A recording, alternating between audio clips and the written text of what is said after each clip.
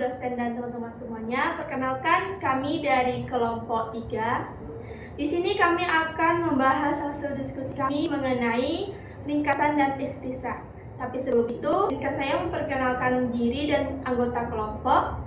Perkenalkan, nama saya Rice Gusdaini Putri dengan NIM 24016150, dan saya di sini tidak sendiri bersama rekan saya. Saya Mela Karlina dengan NIM 24016127 nomor urut 4 sebagai pemateri pertama. Saya Umu Khairunisa dengan NIM 24016159 nomor urut 29 sebagai pemateri kedua. Saya Alfianiza dengan NIM 24016152 dengan pemateri ketiga. Saya Wadahida dengan NIM 24016162 nomor urut 32 sebagai pemateri keempat. Saya Nabila Rizriza dengan NIM 24016136 dengan nomor urut 11 sebagai pemateri ke-6. Baiklah, langsung saja masuk ke dalam pembahasan hasil diskusi kami. Pemateri pertama yang akan disampaikan oleh Mela Karlina. Kepada Mela, dipersilakan. Di sini saya akan menjelaskan tentang kaidah ringkasan. Ringkasan adalah penyajian kembali isi sebuah teks atau wacana dalam bentuk yang lebih ringkas atau pendek tanpa mengubah gagasan utama dari teks aslinya. Terdapat dalam proses pembuatan ringkasan ada beberapa kaidah yang harus diperhatikan sebelum membuat ringkasan. Yang pertama, membaca dan memahami teks asli. Sebelum membuat ringkasan, penting untuk membaca dan memahami teks asli secara keseluruhan. Hal ini bertujuan agar ringkasan yang dibuat tetap mencerminkan isi dari teks asli dan tidak terjadi kesalahan dalam pemahaman. Yang kedua, mengidentifikasi gagasan utama. Dalam suatu paragraf atau bagian isi teks biasanya terdapat gagasan utama. Gagasan ini perlu untuk diidentifikasi untuk menyusun suatu ringkasan. Sekian dari saya kembalikan kepada moderator. Baiklah, saya akan melanjutkan materi tentang kaidah ringkasan yang ketiga. Yang ketiga yaitu menggunakan kalimat sendiri. Ringkasan harus disajikan dengan bahasa sendiri, bukan sekadar menyalin atau mengutip kalimat dari teks asli. Namun, inti informasi tetap harus sama dengan teks aslinya. Lanjut yang keempat, yaitu menghindari detail yang tidak perlu. Dalam ringkasan, detail seperti contoh, ilustrasi, kutipan, atau deskripsi panjang yang tidak esensial sebaiknya dihilangkan. Hanya informasi utama yang tetap dipertahankan. Dan yang kelima, yaitu menjaga koherensi dan koherensi. Meskipun ringkasan lebih singkat, isi harus tetap tersusun secara logis dan mudah dipahami. Hubungan antara ide dalam ringkasan harus tetap koheren agar pesan yang ingin disampaikan tidak terputus. Yang terakhir yaitu menyesuaikan panjang ringkasan. Panjang ringkasan bergantung pada kebutuhan, tetapi umumnya sekitar 1/3 hingga 1/4 dari teks aslinya. Jika lebih pendek, pastikan tetap mencerminkan seluruhan isi teks. Baik, sekian dari saya kembalikan kepada moderator.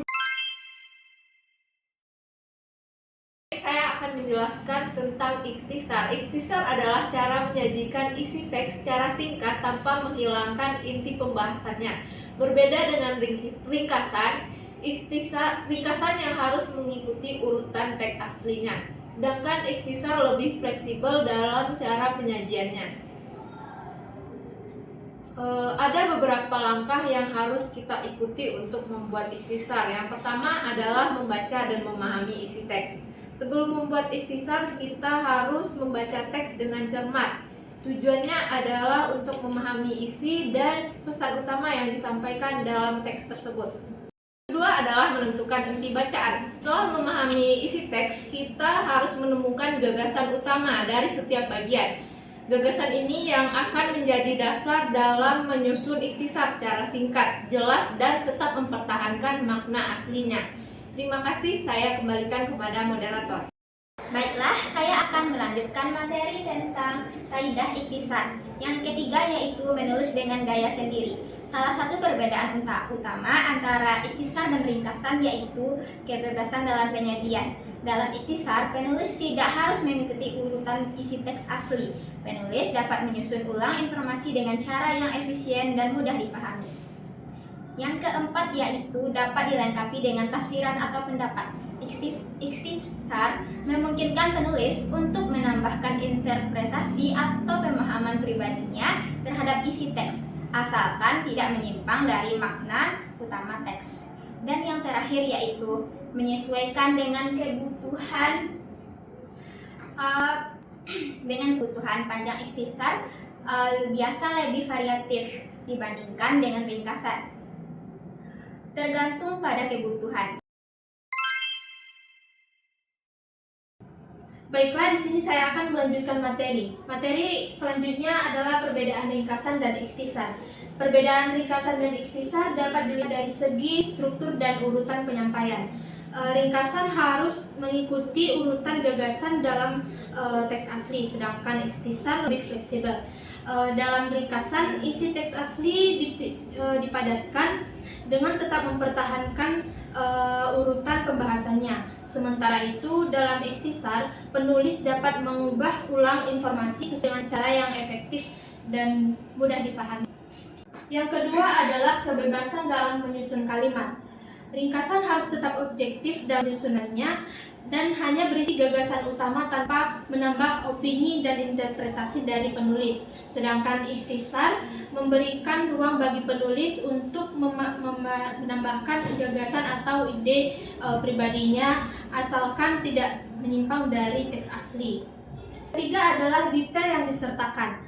Dalam ringkasan, semua detail yang tidak esensial seperti contoh, ilustrasi, dan deskripsi panjang dihilangkan agar lebih ringkas. Sementara dalam ikhtisar, beberapa detail penting tetap disertakan jika dianggap relevan dalam membantu pemahaman pembaca. Cukup sekian materi dari saya kembalikan kepada moderator. Saya akan melanjutkan materi tentang perbedaan ringkasan dan ikhtisar. Yang keempat, ada tingkat objektivitas. Ringkasan lebih bersifat objektif karena hanya memadatkan isi teks tanpa mengubah makna atau menambahkan opini. Sebaliknya, ikhtisar memiliki unsur subjektivitas karena bisa mengandung pandangan atau interpretasi penulis terhadap teks.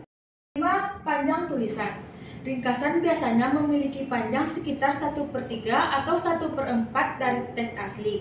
Sementara panjang ikhtisar lebih bervariasi, tergantung pada kebutuhan dan tingkat detail yang ingin disertakan. Yang keenam ada tujuan penulisan. Ringkasan biasanya digunakan untuk merangkum informasi secara padat dan jelas, misalnya dalam laporan, jurnal, atau tugas akademik. Sedangkan ikhtisar lebih sering digunakan untuk memberikan pemahaman lebih luas tentang suatu teks, misalnya dalam resensi buku atau ulasan artikel. Sekian dari saya kembalikan kepada moderator.